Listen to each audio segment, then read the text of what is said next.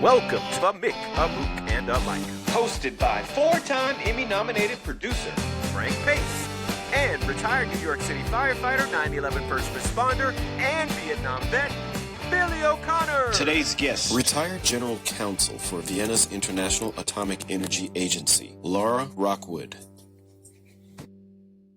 Today's interview with International Atomic Energy expert Laura Rockwood was a really important one. Unfortunately, we had some technical difficulties in the beginning of the episode, and therefore we had to ask the same question twice.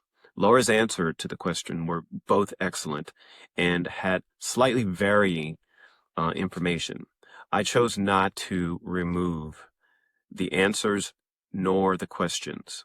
Please bear with us. I think you'll find the information to be extremely pertinent to the time and to be exceptionally important.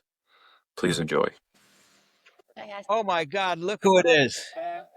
Surprise Look who myself it even. is. Can you guys hear me? Yes, we Great. can. Loud and clear. Excellent. We're live. We are live from the Honeycup Coffee House and Creamery with Billy O'Connor and meet Derrec Harris. Hello. Hi, Derrec. Hello, Laura. Pleasure to know you. Laura Nice to Rockwood. meet you. So I think I'm just going to read your introduction because I can't get all the words right. So I'm just going to read it. Laura is retired from the International Atomic Energy Commission as a section head for non-proliferation and policy making in the Office of Legal Affairs. During her employment with the IAEA, she was senior legal advisor on all aspects of the negotiation, interpretation, and implementation of IAEA safeguards, and was the principal author of the document which became the model additional protocol. She participated in high-level negotiations on Iran, Iraq, and North Korea, and in the IAEA U.S.-Russian Federation negotiations on the Trilateral Initiative and the plutonium. I can hardly even read this. Plutonium Management and Disposition Agreement. She is currently a non-resident senior fellow at the Vienna Center for Disarmament and Nuclear Proliferation. Non-proliferation. So what does that all mean, Laura? Can you tell us? So 40 years career in the nuclear non-proliferation area. For 28 years, I was the senior legal officer for the IAEA on safeguards. We negotiated the international treaties on safeguards. When questions came up about the IAEA's authority to carry out inspections, I was the one who answered those questions. So I've had, as I said, 4 decades, hard to imagine, but 4 decades of experience in this. Wow. My first question would be, Laura, the difficulty there must be when you're negotiating with people in the Middle East, considering you're a woman. Is that a big handicap? Absolutely not at all. I have never, ever felt disrespected by, I've negotiated with the Iraqis, the Iranians, the Saudis. I've never been treated with anything but the utmost respect and not patronizing, but they understood that I was the lawyer that was part of the team. And so, that was the person they had to deal with. In Iran, certainly I was required, as are most women, to be covered, but not in any other location in the Middle East. And again, totally respectful. Let me hang on a second. Derrec, are you getting interference? Yeah, I have no idea what that is. Hold on, let me just check it. I just checked It does sound like there's something in the background. Oh, it went away for a second. There, it's gone away again. That's so strange. Okay. All right. Now, Laura, did you go to Iraq in 2001 to see whether they had nuclear bombs or nuclear? If they had the ability, they had nuclear items, Capabilities. and did you? Yeah, and did you report back to President Bush that they had none? Oh, actually went there in 2002. The IAEA had been, in effect, removed. It had removed itself from Iraq in 1998, and we weren't allowed to go back in until 2002. And yes, I was with the team that went back to Iraq to try to ascertain whether Iraq had reconstituted a nuclear weapons program. And by early 2003, it was pretty clear that they had not.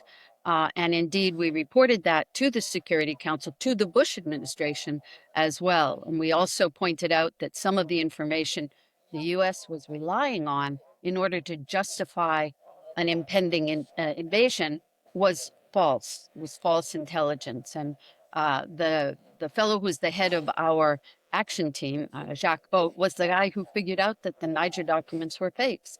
And to Mohammed El-Baradei's credit, he told the Security Council and the U.S. administration exactly that. Sadly, it didn't stop the invasion. Unbelievable.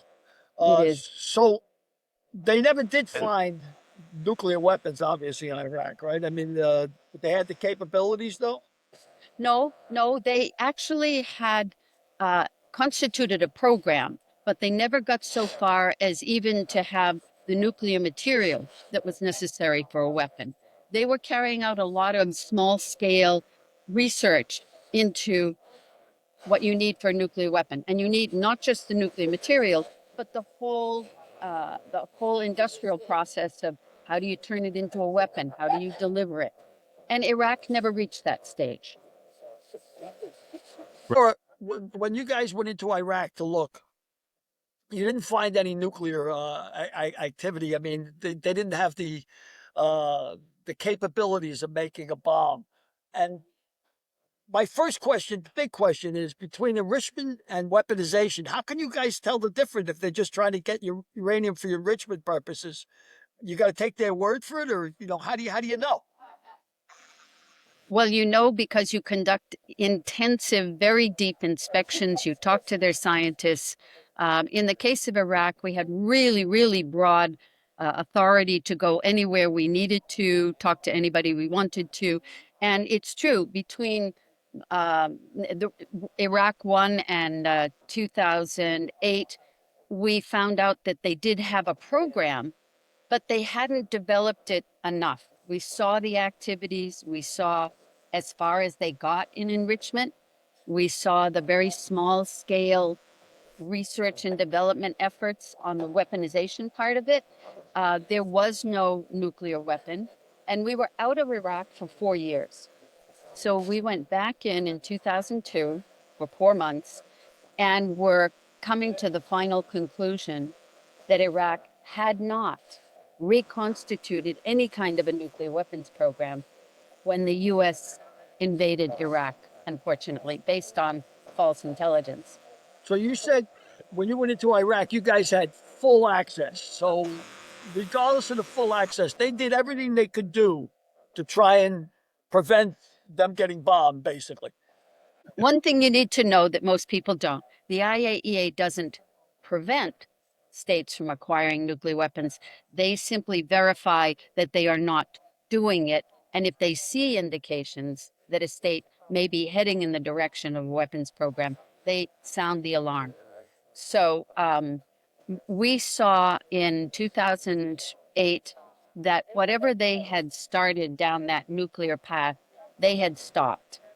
And when we went back in 4 years later, we were able to ascertain that they hadn't gotten any further in any aspect of a weaponization program.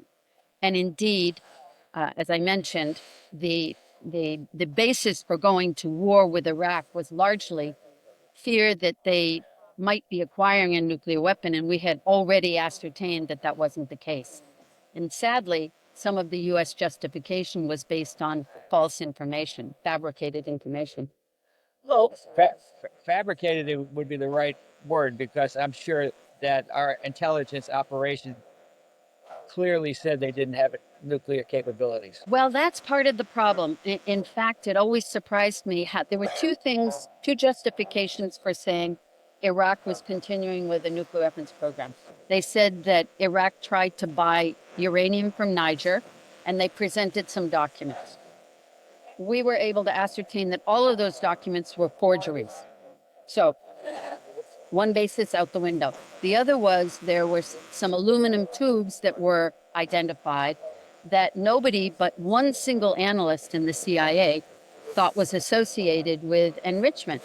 So, second justification out the window. The truth is, Iraq did not have a reconstituted nuclear weapons program between 2002 and 2003.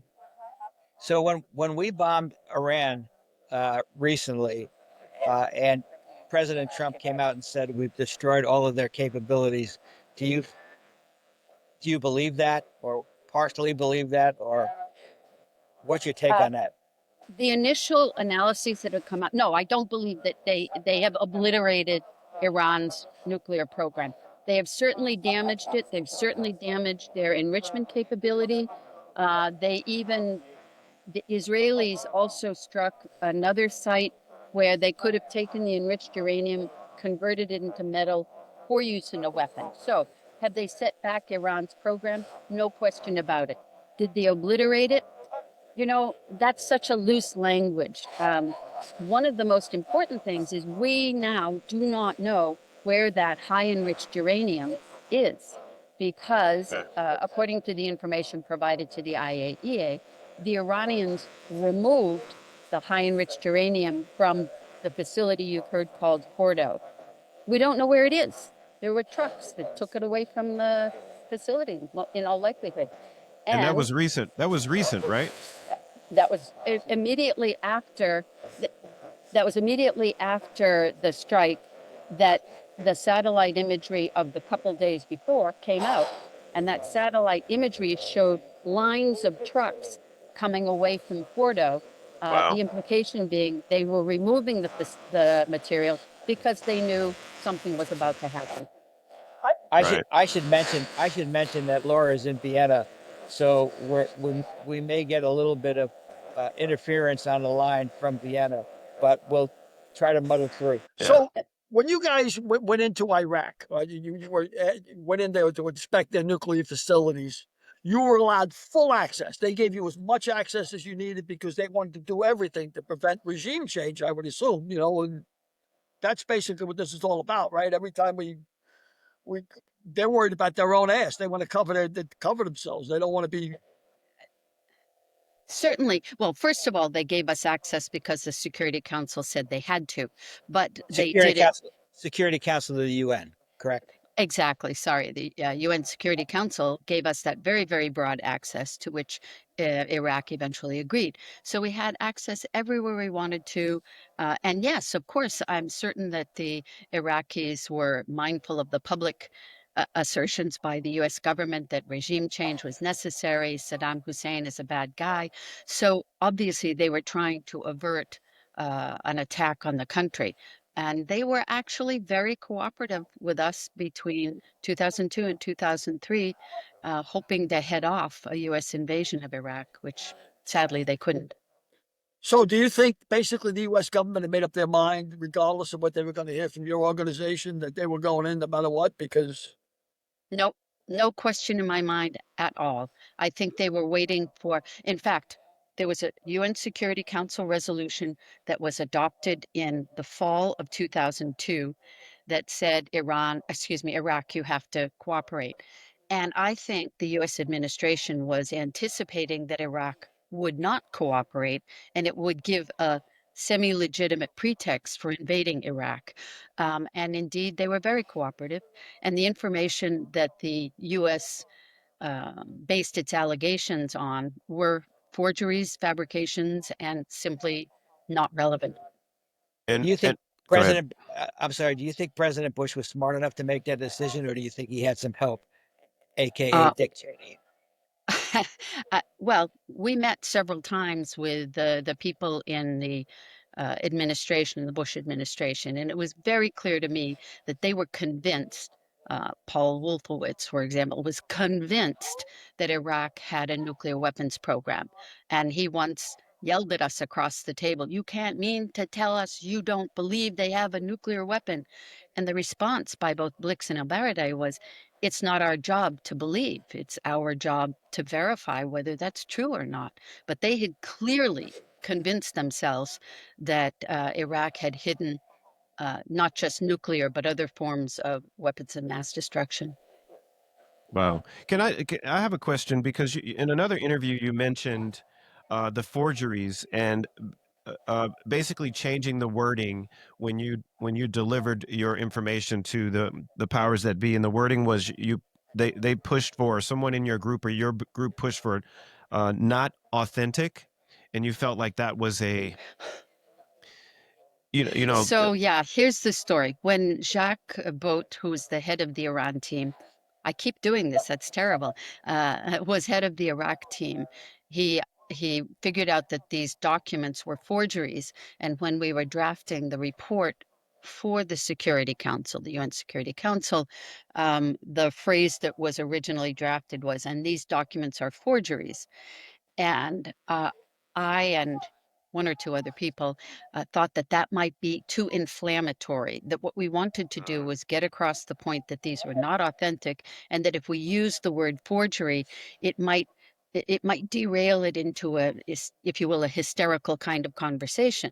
The wow, important okay, thing was to convey the message: these are bogus, and whether they were forgeries or a misunderstanding wasn't important. They just shouldn't serve the basis for an invasion. It was heartbreaking to see what came of that. And yes, I have regretted multiple occasions having pushed for that rather benign reference to non-authentic. got it, okay, And interesting. for your efforts, you guys were awarded a Nobel Prize several years later, weren't you? 2005, Mohammed al-Baradei and the IAEA were awarded the Nobel Peace Prize, yes. And I believe it was largely because Mohammed was willing to stand up to the U.S. government. Yeah. So speaking of the U.S. government, now we have bombed uh, Iran, Iran. Um, President Trump says we have obliterated all of the nuclear capabilities. What's your take on that? Certainly, the Iran's nuclear capabilities have not been completely obliterated. Have they seriously damaged the two major enrichment facility sites that we know about? No question. Have they damaged the Esfahan center, where Iran could have taken high enriched uranium, turned it into uranium metal for a weapon? Seriously damaged.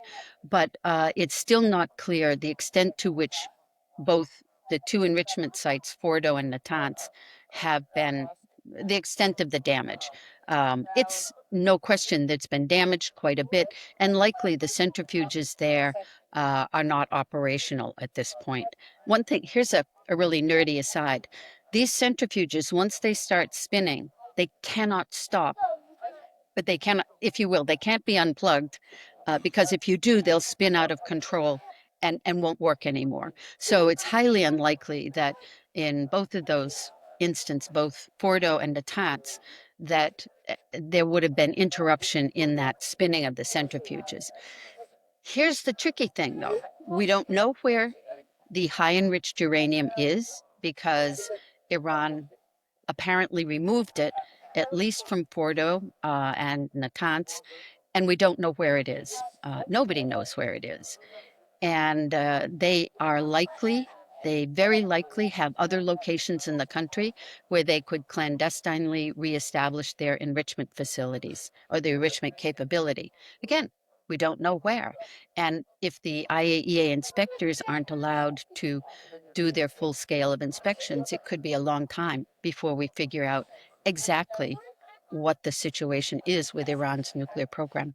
I have a real layman's question for you, Laura. I hope you excuse me. When you were talking before about, and American intelligence has talked about the trucks they saw outside the Iranian, how much, what does it take to move 60% of enrichment? Can you do it in a suitcase? Do you need a moving van? I mean, what does it take? I mean, Good question. Yeah, the level of enrichment isn't what makes it bigger or smaller. Okay, the high enriched uranium was 60% enriched, and I heard one of my former colleagues describe it as capable to remove it in a canister about the size of a keg. Oh wow. wow. So Okay. not, I mean, it's dangerous, more from toxicity than radioactivity. It's just you wouldn't want to inhale that stuff.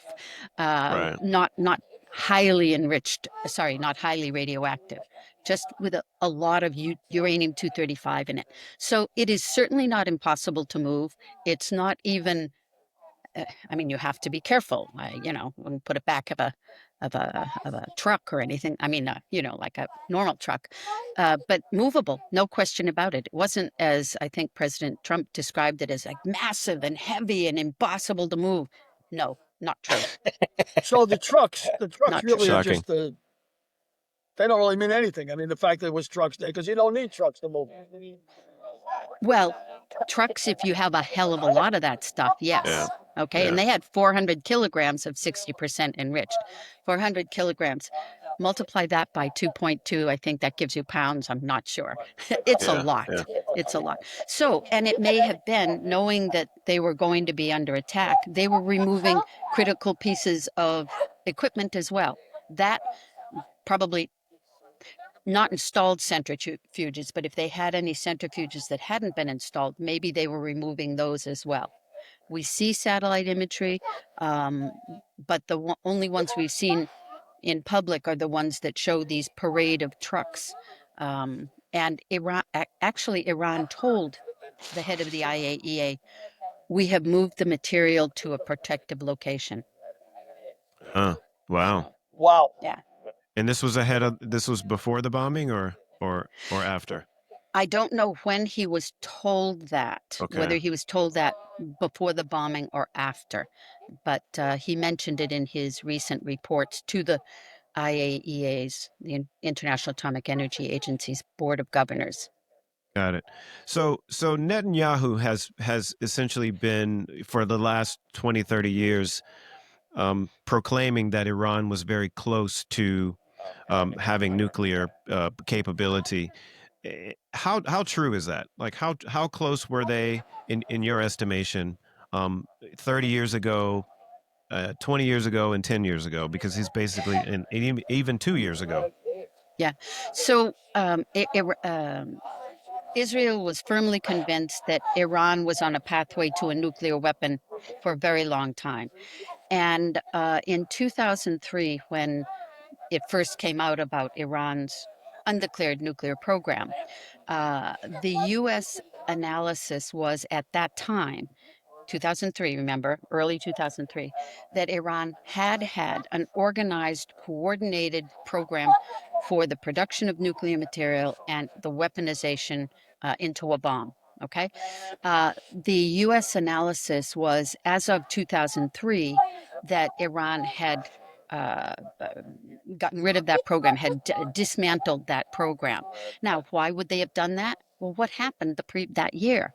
The U.S. just invaded Iraq on the pretense of a nuclear weapons program. So you Right. could imagine the Iranians going, that's not such a good idea here. So they dismantled the organized program. Many of the activities that they continued to do, such as enrichment, are things that can indeed be misused for weapons purposes. And that's why it's so important to get the IAEA inspectors back in there to make sure we know what they're doing, how much material they're producing, where they're producing it, etc. And there's another aspect to this, and that is that the U.S. wouldn't have been in a position where it felt it needed to bomb these facilities if Donald Trump hadn't walked out of the Joint Comprehensive Plan of Action that was in place from 2015.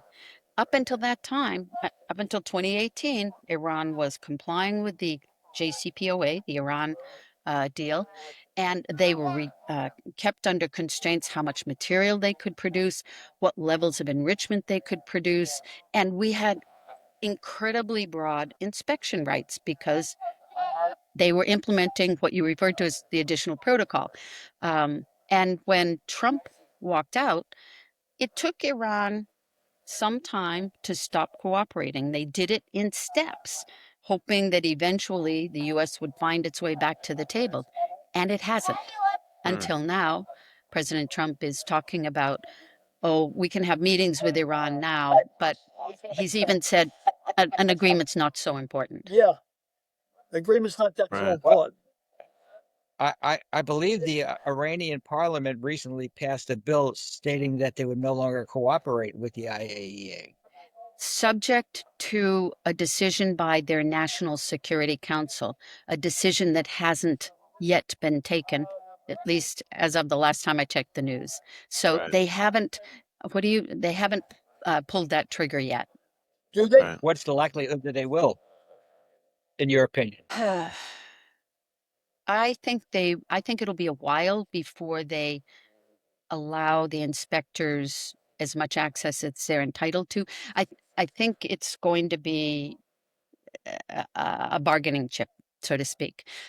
Now, there's been some talk that they would even go further and withdraw from the Nuclear Non-Proliferation Treaty. I hate to bet against myself, but I don't think they will. I think the consequences of that would be immediate and severe. I don't think they will withdraw from the NPT and then uh, remove the IAEA entirely from the country. But you have to kind of empathize a little bit with Iran, having just been bombed dramatically, that it might be a while before they'd want to come back to the table. And coming back to the table doesn't necessarily mean they're ready to give up enrichment. That was one of the real reasons the deal came off way back in 2005. The US pressed for not one centrifuge spinning, and the deal went to hell. And it wasn't until the JCPOA, when the United States realized they were going to enrich, let's cap it, let's make it, in effect, not usable for a weapons program. And less than 3 years later, Donald Trump removed the United States from that agreement. So, I mean, isn't it very unlikely? I mean, I know some of the more radical thought thinkers in Iran think that the IAEA might have actually tipped Mossad into where the enrichment programs were going on, which is probably nonsense. But Well, the existence of those enrichment facilities, the ones that we know about that have been declared by Iran, are not secret. Everybody knows where they are. They've been reported on for many years, many, many years. So I think what Iran has criticized the agency for is the report that the Director General produced. What is it, a couple of weeks ago? It was an in-depth assessment of where the IAEA was in its understanding of Iran's program. And it wasn't like the IAEA Director General said, I'm going to do this report. It was a report requested by the member states of the IAEA. And there were no surprises in there. I mean, Iran has known about all of these problems all along. Now, the question is, did Netanyahu use this as a basis for triggering its bombing in Iran? I think Iran was going to do it anyway. It just it it probably gave him the opportunity to say, "See, even they believed it." But please keep in mind that that board report didn't say that Iran had a nuclear weapons program. So Hmm. is the impetus for getting a nuclear weapon? It would seem to me, a layman, that it prevents regime change. I mean, everybody around them has got nukes, Iran, and they want to see it at the table. That's the way I would think, because it gives them a bargaining chip.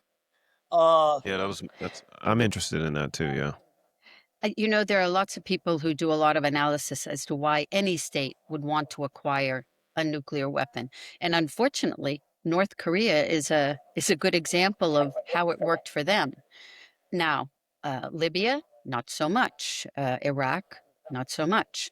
They both went down the nuclear weapons route, and they were discovered soon enough that nothing came of it. But look at what happened to their leaders, Gaddafi, Saddam Hussein. It's not necessarily a safe route to your own security, to be perfectly well, frank. let's talk about the Ukraine. I mean, didn't the Ukraine agree not to build nukes?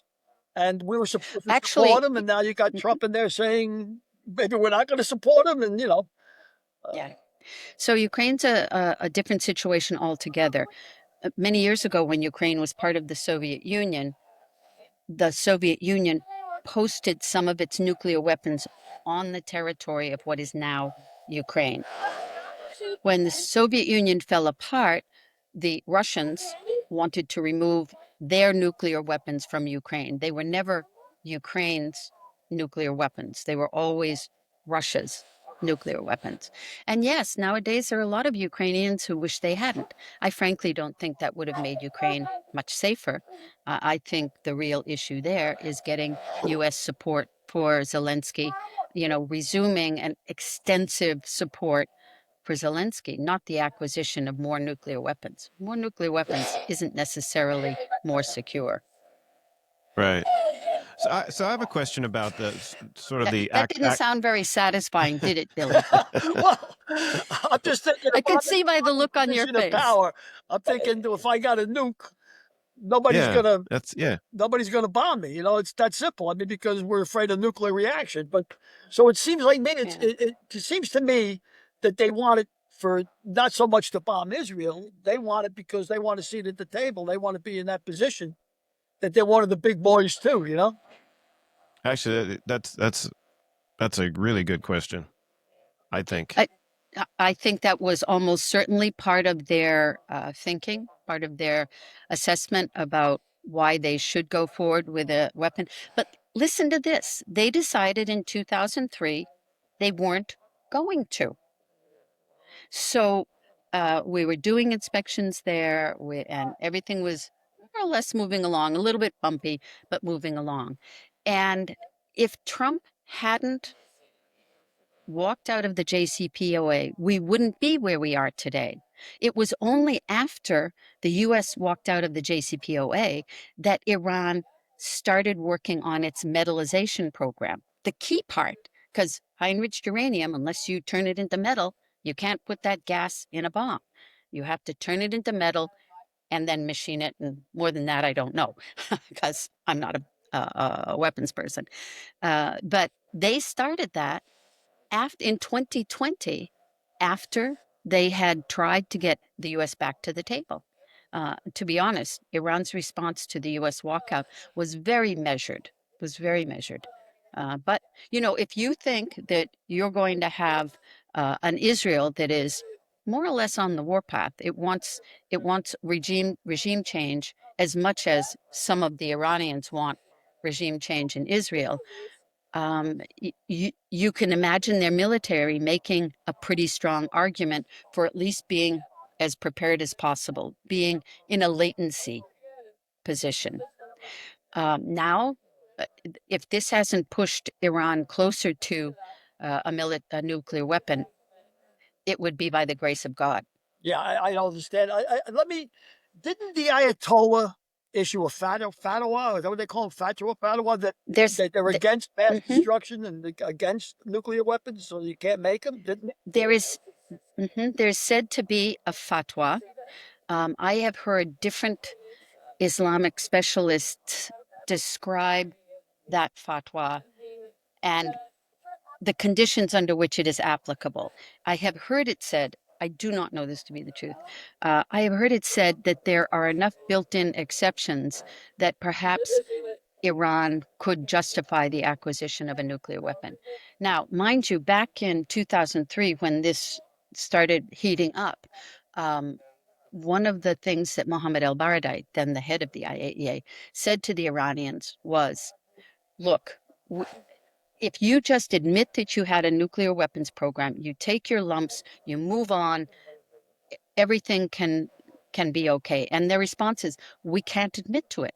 There's this fatwa. So whether that fatwa is real or an excuse, I can't say. It might be interesting to hear somebody who knows more about Islam talk about it. But yes, it's been used as an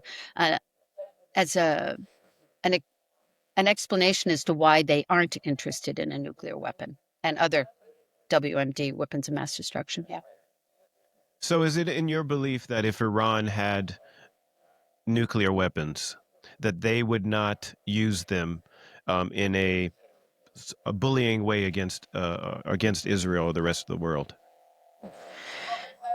I think it probably would have been a defensive mechanism. I don't think look at it this way. If they were to use a nuclear weapon on Israel, you don't think some of that fallout would affect them? I mean, not to mention the political and military fallout. I'm talking about radioactive fallout. Yeah. Um, I'm I've looked into this issue a lot. I think there's a better chance that nuclear weapons will be used by accident or in response to a mistake than it is that you'd have a rational military decision taken to actually use a nuclear weapon in the course of a war. I don't know. Interesting. So, Huh. so let me ask you another question, Laura, about states. You got regular states, countries that are, making, we hope, reasonable decisions on nuclear weapons. What about bad actors? Somebody who's not part of a state, terrorists, et cetera, et cetera. What's there any chance of them getting any small nuclear, whatever? Highly unlikely. One of the toughest part about nuclear weapons is acquiring the nuclear material for a nuclear weapon. Pardon me, my cats decided to join us and talk about nuclear weapons. Of course. So nuclear material is very, very tightly controlled all around the world. Doesn't matter whether it's a nuclear weapon state or a non-nuclear weapon state. So that's why there are extra controls on nuclear material that aren't what we call safeguards. They're related to nuclear security, how to make sure that the material is protected from human beings as opposed to protecting human beings from the use of nuclear material. So yes, there's a chance that nuclear material can be stolen. And that is why measures are in place in almost every country that possesses nuclear material to prevent the theft of that material. And even if you get a hold of high enriched uranium, as I said, you have to have the knowledge, the technology, the wherewithal to metallize it, if you will. I'm sure. Sorry about that, Kitty. That's all right. She That's really wanted to be on this program. So she's the one. She's the one. Yeah. I'm just moving my mouth. It's the cat that's talking. So let me ask you again, at the risk of sounding anti-Semitic, I don't want to sound anti-Semitic of any such imagination, but the non-proliferation treaty to begin with basically said the United States won't give aid to anybody who develops a nuclear weapon, right? But we've known Israel has had nuclear weapons for years and No, years, right? actually, that's not what it says, Billy. Okay. That's not what it says. The Nuclear Non-Proliferation Treaty is a treaty that basically divides the world into two categories of countries. Those that have nuclear weapons, those that had nuclear weapons before 1967, of which there are 5, US, UK, France, Russia, and China. Everybody else in the world is considered a non-nuclear weapon state. Now, all 5 of the nuclear weapon states are parties to the NPT, and almost all other countries in the world are also parties to the Non-Proliferation Treaty, as is Iran, as was North Korea. 3 countries have never joined: Israel, India, and Pakistan. So they are outside of what we call the non-proliferation regime. What does the NPT say about help from a nuclear weapon state? It simply says, I, nuclear weapon state, promise not to help any other country in the world develop nuclear weapons. It doesn't mean they can't provide assistance or technology or whatever. They just are prohibited from helping, for example, Israel build a nuclear weapon. And there's no indication that the US did help Israel build its nuclear weapons program. In fact, it was underground and contrary to the wishes of the United States that was originally developed. So Israel was never part of Interesting. the Non-Proliferation Treaty to begin with. They never got in. Nope. So why isn't Nope. why isn't there no pressure on to make Israel join the Non-Proliferation Treaty because they already have nukes? Is that it? It's Well, joining the NPT is a sovereign decision of countries. But to answer your question, there is pressure. There's a lot of pressure. You see it regularly among the member states, the non-nuclear weapon states that are members of the IAEA. The problem is there's no legal mechanism for forcing Israel, India, or Pakistan to the NPT table, so to speak. It's a sovereign decision each country can take. But if the U.S. wanted them to join, couldn't they shut off the spigot of cash? I mean, isn't that pressure? The U.S. wouldn't do that with Israel. I mean, look, they just helped them conduct a war. Yeah. They're not going to do that. It's not likely. Right. So the double standard is beyond belief. I mean, it's So, what country, if any, is the biggest nuclear threat at this time? Biggest nuclear. The country most likely to use a nuclear weapon or to develop a nuclear that's a weapon. good point. To use a nuclear weapon until the country that can develop a nuclear weapon can enter into the fray.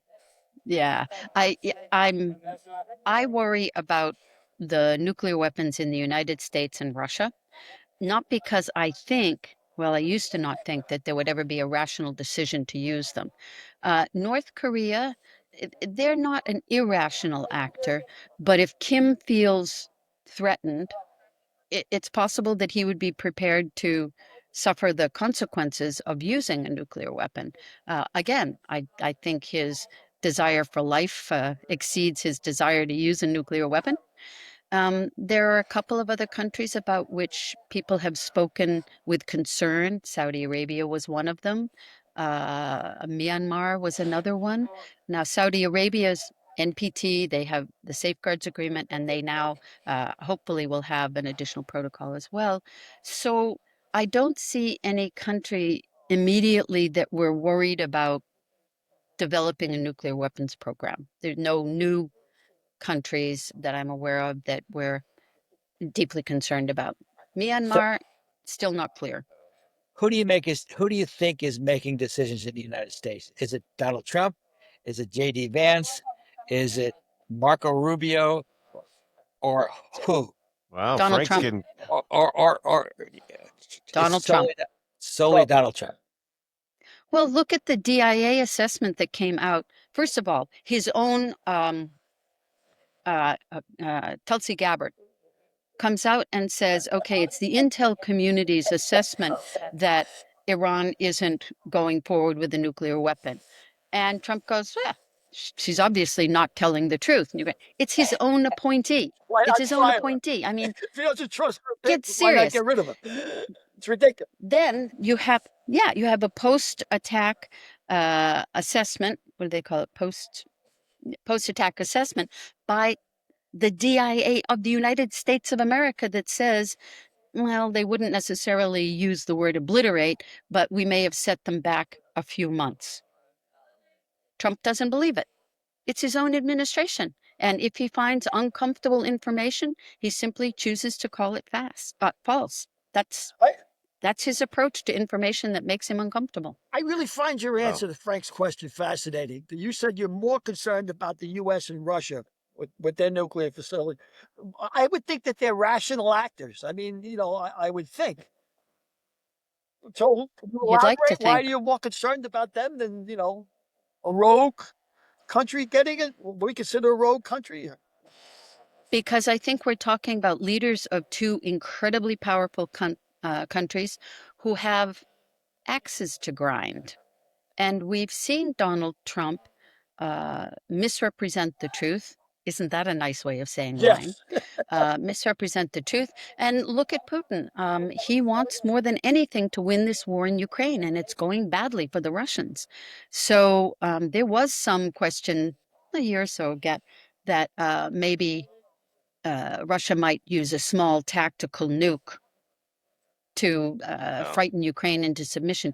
Even talk like that is terrible, and it's become more common that we talk about those things, which is frightening in and of itself. That we should talk about that as even a remote possibility. So, Laura, let me ask you. You've been out of this country now for 40 years, for all extent and purposes. What you're basically sort of a neutral observer of the world as it is. What's your assessment of Putin? What's the assessment of what? I think he's a brilliant tactician. I think he misjudged Ukraine. I think he will move heaven and earth to subjugate Ukraine, and I personally don't think he'll stop there. Frankly. Wow. Wow. No. So you don't think it has anything to do with the infringement on the borders of Ukraine being accepted into the group of nations that he didn't want them to be accepted in. You don't think it has anything to do with that? I didn't say that. I Okay. think that probably, yeah, I think that probably contributed to it. But I Okay. think he's a megalomaniac, and that's maybe a little too facile. He is a big believer in the mother Russia, and perhaps wants a more reunified Soviet Union under a different name. So I don't think his quest for power will stop at Ukraine. Was it was it rationally bothering the Russians that Ukraine was moving closer to NATO? Sure, sure, it would. But I don't think that explains it. I think it was a convenient excuse for him to use. Let me Okay. ask you a question, Laura. That if Russia obviously felt threatened, like they were going to get invaded themselves, the nuke would always be an option. I mean, if you get backed into a corner, they're going to use whatever they have.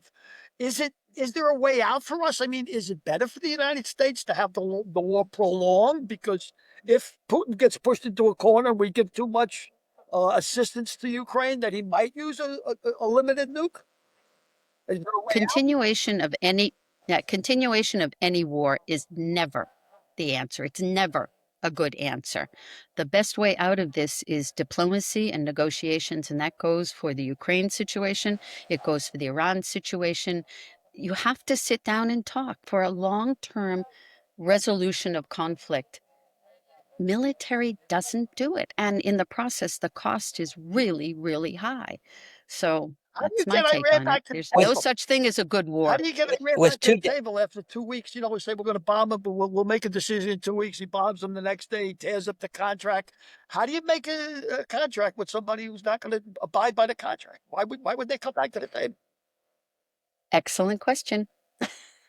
Wh- I don't have a good answer to that. No, I, I do. I do. And that is because ultimately you believe that regardless of how bad your enemy is, that it's in your interest to try to negotiate a peaceful settlement, a negotiated peaceful settlement. but with Putin and Trump, do you believe there can be any diplomacy with other people other than Putin and Trump directly talking to each other? I think they're both key players. You know, I mean, I don't know. I don't believe that either of them listen to anybody. So if they're not listening to anybody, they have to sit across from the table and have the discussions themselves and hash it out. Well, that was, I'm sure, what Trump thought he was going to be able to do when he took office, when he said he would settle the Ukraine war on the first day, because he likes to see himself as very close to Vladimir Putin. Well, it hasn't worked out that way. And in fact, I think you've seen Trump express some kind of irritation with Putin at not having been willing to sit down and talk about a peaceful solution to Ukraine. Do they have to talk? Yes. Eventually, they're key players. Indeed, Russia was part of the original Joint Comprehensive Plan of Action for Iran. They played a critical role in getting Iran to the negotiating table. Now, the Ukraine war sort of changed that dynamic, and since then, Iran has been selling drones to Russia. Russia has been less willing to press Iran to come to the table. So it all gets a little bit complicated. And I mean, the reason the JCPOA was so successful is we got all the big and necessary players together to agree with Iran on an approach. You had all of the five NPT nuclear weapon states and Germany. You had the EU behind it. And, well, we're where we are because that fell apart. And you also have shifting political alliances, which have further complicated it. I want to ask you another question about the morality of us dropping the two big eggs on the Iran nuclear facilities, the three big eggs. Oh, how many there were? Are we at risk of exploding a dirty bomb in essence in that country? I mean, suppose the nuclear facilities were blown apart. Does that become a dirty bomb then? I mean, So, morality, I think it was illegal, profoundly illegal. I was against the UN Charter, against human rights. I mean, it was profoundly illegal. Moral, I don't find it right either. Now, what you're asking is a technical question. Could they have released radiation by bombing these facilities? Now, the problem with an enrichment facility is really not its radiation. Uranium hexafluoride, UF6, is highly toxic. Would it have gotten out far outside of the nuclear facility? Unlikely. So, a very limited radiation risk, some toxicity, poisonous, right? But probably localized. What you worry about is if you have an operating nuclear power plant or a research reactor where you're actually creating radiation all the time, which is why the Israelis will not bomb the Bushehr nuclear power plant. They won't bomb what nuclear Google it. power plant? I'm sorry. The Bushehr, the Iranian nuclear power plant, because it's operational. And the Israelis in the past, when they have bombed nuclear facilities, they do it before the introduction of nuclear material, actually to avoid that very situation. Wow. So Bushehr is safe. The Israelis aren't going to go after it. Plus, they're not really the proliferation risk. That's Right. not really where the risk is. So bombing Natanz, Fordo, Esfahan, unlikely that it would have created a Chernobyl it certainly wouldn't have created a Chernobyl kind of situation. But it's actually comforting that you just said that they do take that into consideration, that they might explode a dirty bomb. I mean, that's at least comforting to me anyway. Absolutely. Absolutely. I mean, even in the case of Iraq, when they first bombed the Osirak reactor, in the case of Syria, when they bombed the facility in the middle of the desert, they did so, according to their officials, before the Syrians could introduce nuclear material to the reactor, because he didn't want to wait until afterwards where there would be a serious problem. Wow. Well, the countries So there's that some bright news. There's some bright news in this. Yeah. Well, I mean, one of the biggest keys is the likelihood of some rogue actor and a dirty bomb being, brought to the U.S. or some other country is you're saying is unlikely. So I think that's comforting. I'm not, and I'm sure you're not saying that it's not possible at all, but it's unlikely. Yeah, and let me be clear. There's a Yeah. difference between a nuclear weapon Right. and a dirty bomb. Yeah, I guess. When a nuclear weapon, think of the mushroom cloud, right? Yeah. A dirty weapon can be something as simple as a cobalt-60 sample that you've gotten from a hospital, and you detonate it in the middle of New York City. You blow it up with TNT. Okay. Because it's a terrorist action. It's not because it's going to create a nuclear reaction. It's toxic, it's dirty, and radioactive as hell. And how you much don't damage? want it in you. How much damage could that do? Or how big a bomb explosion? More the fear factor. And it depends on how big your sample is, how big how much TNT. I'm not sure that's even the right term for it, how much dynamite you're using, how much explosive material you're using. But it depends fundamentally on how much of this radioactive material. It doesn't have to be nuclear material. Cobalt-60 is not nuclear material. You see it in hospitals. They use it for cancer diagnosis, treatment, that sort of thing. There's a bigger risk that kind of thing might happen than that a nuclear weapon would be stolen by a terrorist. So Mission Impossible is not going to happen anytime soon. I haven't seen the latest one, but I sure hope not. Yeah. So what's next for the U.S. and Iran? Where does this go? Yeah, that's an excellent question, because Iran isn't willing to surrender. Not surprising.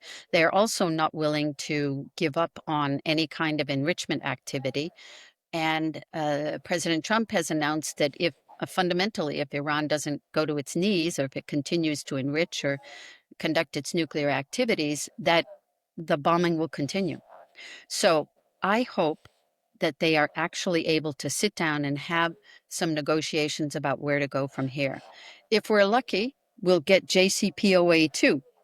But it's going to take a tremendous amount of discipline and luck and goodwill for that to actually happen. Well, you were talking before about we were both talking about regime change and why they would want a nuclear weapon to prevent regime change. Is that possibly Netanyahu's motivation as well? I mean, he's not in a great political place. Does he think that by getting the U.S. involved in Iran and taking out their nuclear facilities is preventing him from getting reelected or regime change as well? Well, interesting that you asked that. I don't think it's a little bit more subtle than that. I think Netanyahu's role in the Gaza war, personally, I find it reprehensible. And I think one of the reasons he keeps at this is ostensibly because he wants to, level Gaza, which he's come pretty close to doing. But he's doing it to avoid going to prison. He's like Oh, Trump. He's wow. been accused of crimes. And this is a way, Wow. so long as he stays in office, they can't put him in jail. And Holy so crap. he prolongs this this conflict in Gaza, which is devastating. Talk about Right. inhumane and immoral. And then, in order to and there was a big split within the Israeli population about how he's handling that Gaza war. So one quick way to unify the country is to look to an outward enemy. This is not just a Netanyahu technique. It's been used by leaders Even here. forever. Yeah. So there are a lot of Iranians who may not support Netanyahu, but they certainly don't want to see Iran acquire a nuclear weapon. The problem is Iran wasn't close to acquiring a nuclear weapon, but it became a good excuse and you rally around the flagpole. So the end result of this is, yes, it means no regime change from Netanyahu, but not in the most direct way that you're thinking of. It's create a conflict that distracts the public. We've seen it before. So ultimately, then it's the same old story. So people are dying for basically because the leaders are on a rampage for their own interests, essentially. I'm sorry to say, Derrec. Yep, we're there Wow. again. I think you hit it right on the button. I was watching a YouTube of Noam Chomsky, and he was talking about Gaza and what's going on, and you hear all the collateral damage and all that nonsense. He was talking about children that was shot point blank in the head in Gaza. Going on. That's not collateral. That's intentional. Yeah. Yeah. So So I have a question about regime change. Sorry, Billy, did I cut you off? no, please go ahead. Yeah. Okay, so I have a friend who's from Iran. He moved here. He's my age now. He moved here 27 years ago. So, and he's under the belief that, well, having lived in the country, that the people of Iran actually would like a regime change. And you also, and I'm not asking for war or asking for a regime change, but he's under the belief that the current state of Iran is not it's not as good as it could be and as good as it should be, and the current regime is very repressive. What do you think about that? I completely agree with him. If you Okay. remember, back when the JCPOA was announced, the country, Iran, was on fire in such a positive way. They were celebrating in the streets. They were like going to be re-engaged in the global community. The Iranian people are, by and large, highly educated, very cultivated people. They have been part of the global economy in the past. They don't want to be isolated. Now, I've not seen polls because I'm not sure you'd get a good poll coming out of Iran right now. Is it a repressive regime? Of course. When a woman can be killed because she doesn't wear a hijab, I call that repressive. So, yeah, I'm sure there are a lot of people, Iranian people residing in Iran who don't like the regime. Now, what has Netanyahu conveniently done? Yeah. Unified the Iranian people.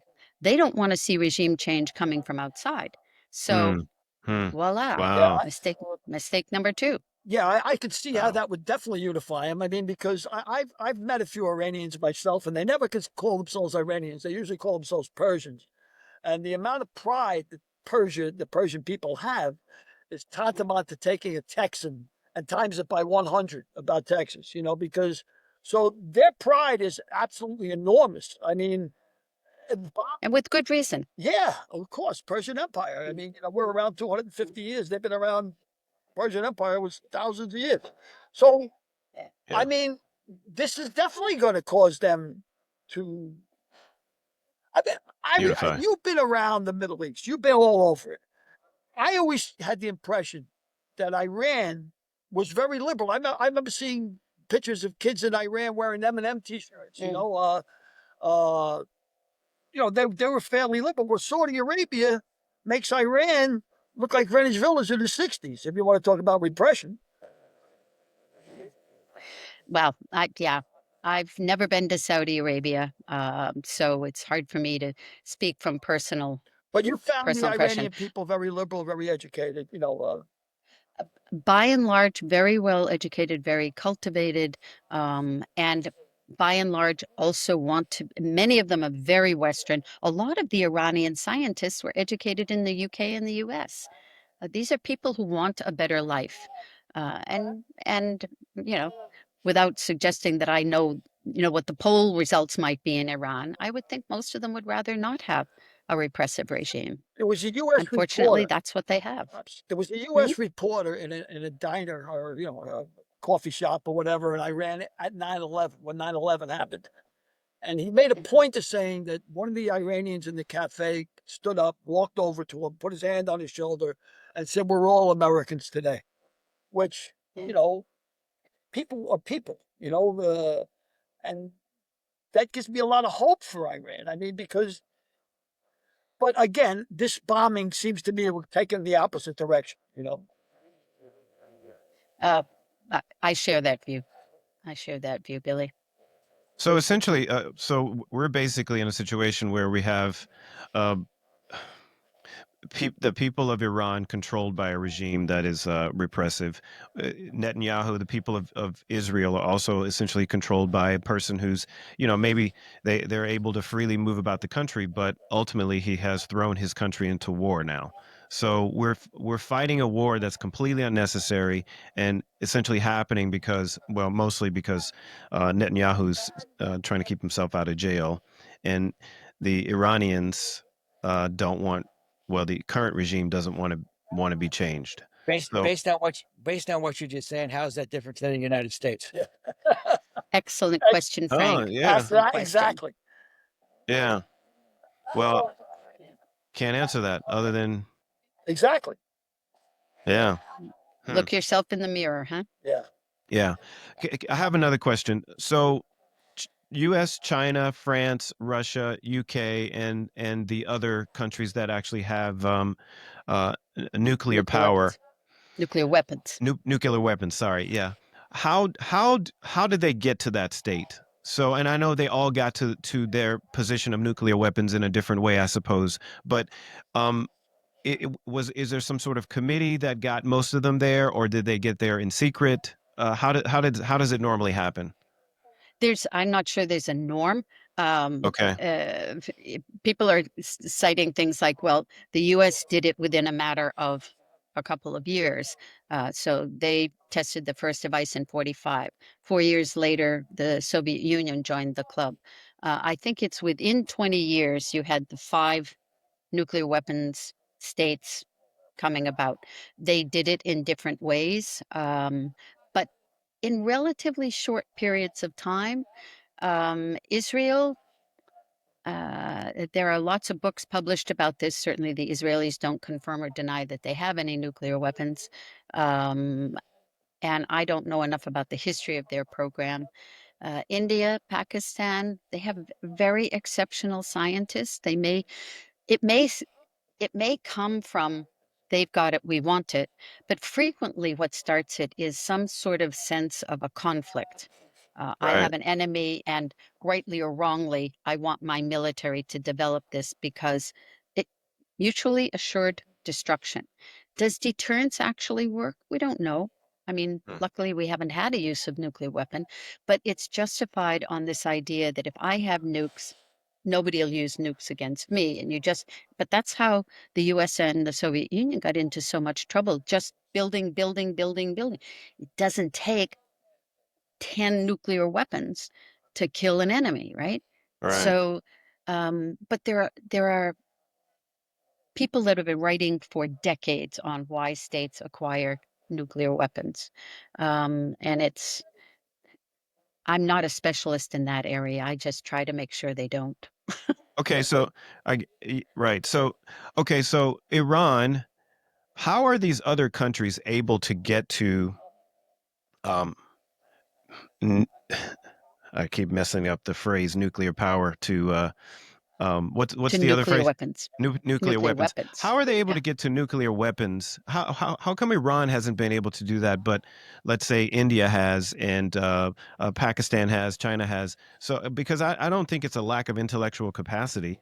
No, no, here's the deal. So that Okay. was why the Nuclear Non-Proliferation Treaty was negotiated, because at some point in the mid 1960s, it became clear after the Cuban Missile Crisis that it would be a really bad idea if more countries had nuclear weapons. Now, Okay. there's part of this good old boy club. We've got the weapons. We don't want anybody else to get them. But I think that was a damn good judgment.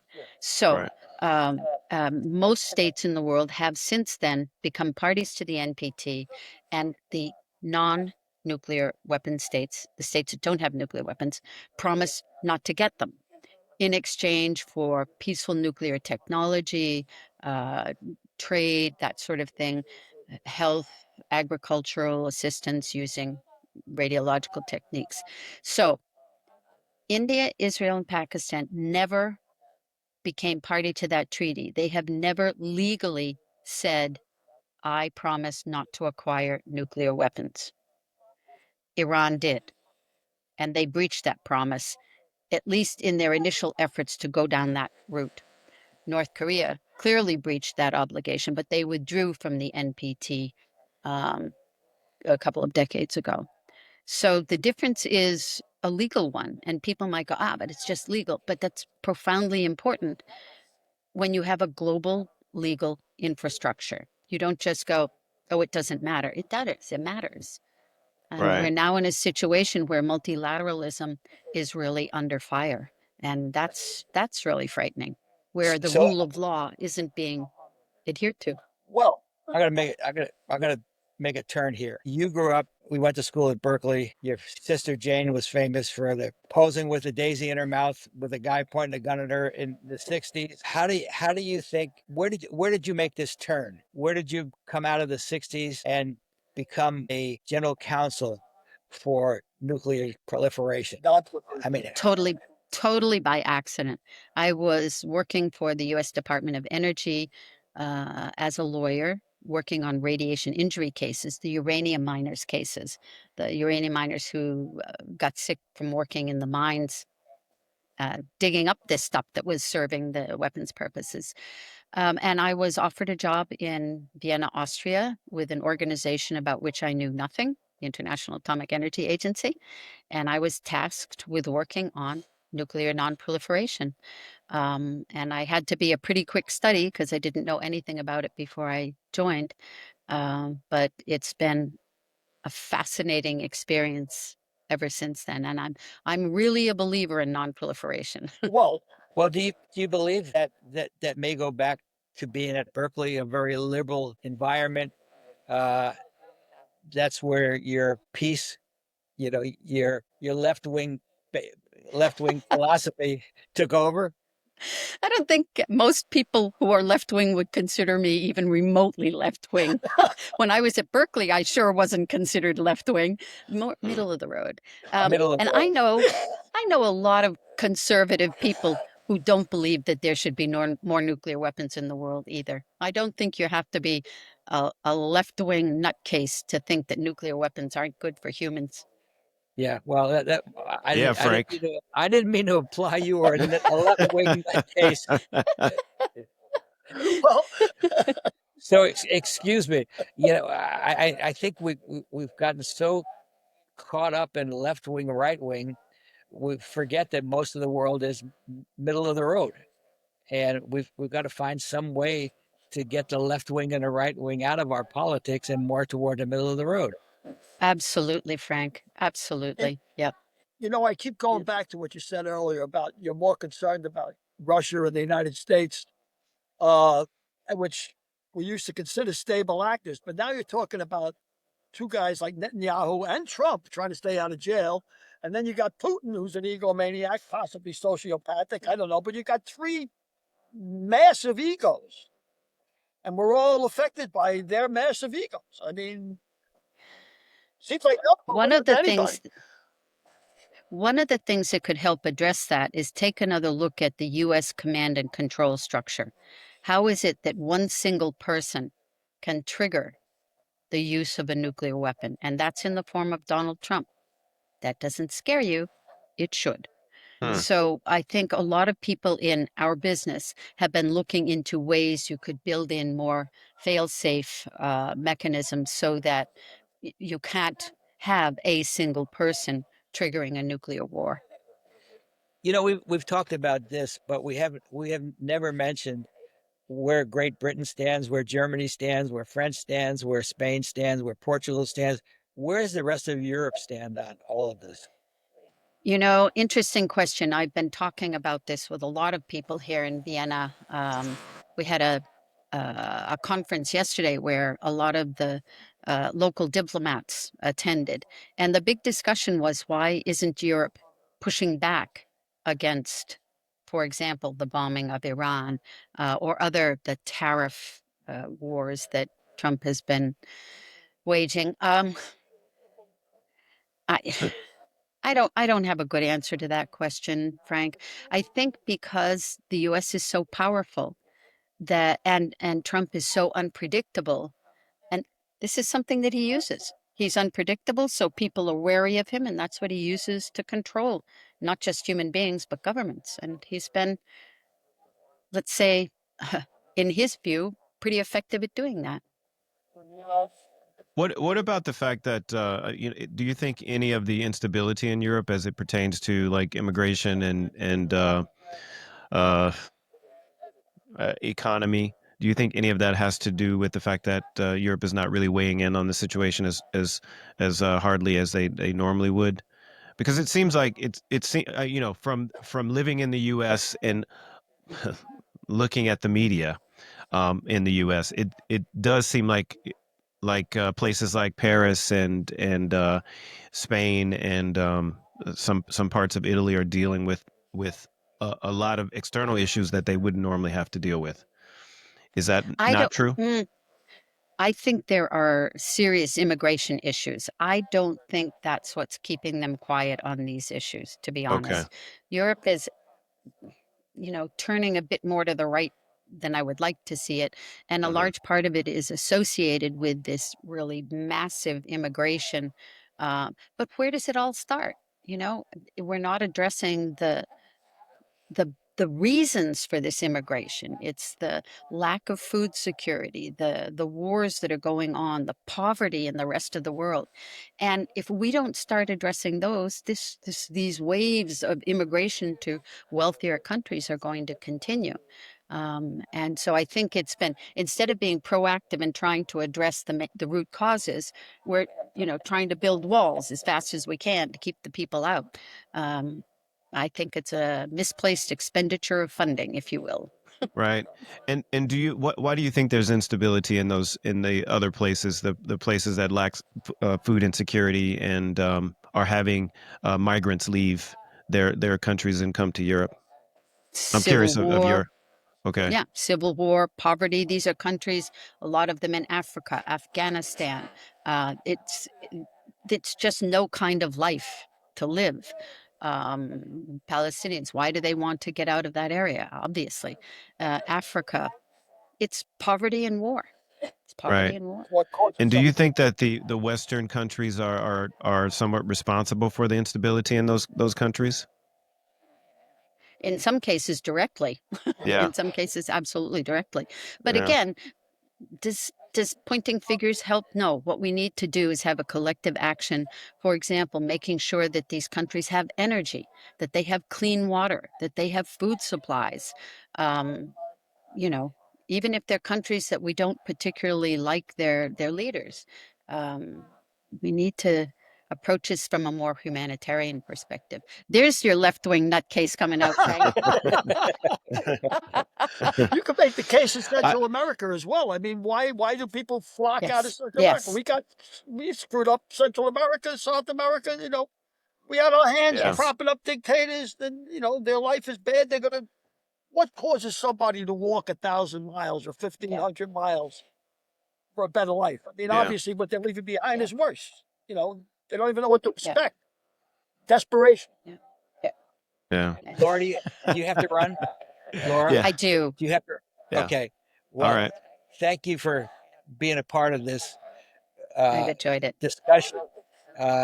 We really have found it enlightening because, in my case, it was nuclear proliferation for dummies. And, I'm not speaking for Billy or Derrec because they're a little bit more versed than I am. But thank you so Laura, much for being I here. just like to say, Laura, we could talk to you for weeks to pick your brain. It's Yeah. been fascinating. And thank you so much, so much. And of course, we're all worried about Anytime. our grandkids and children, and it's nice to shed a little light on the situation. Thank you so much for being a part of this. Really. My Do you pleasure. need, Great to see you Derrek, guys. do you need us? Next week's guest.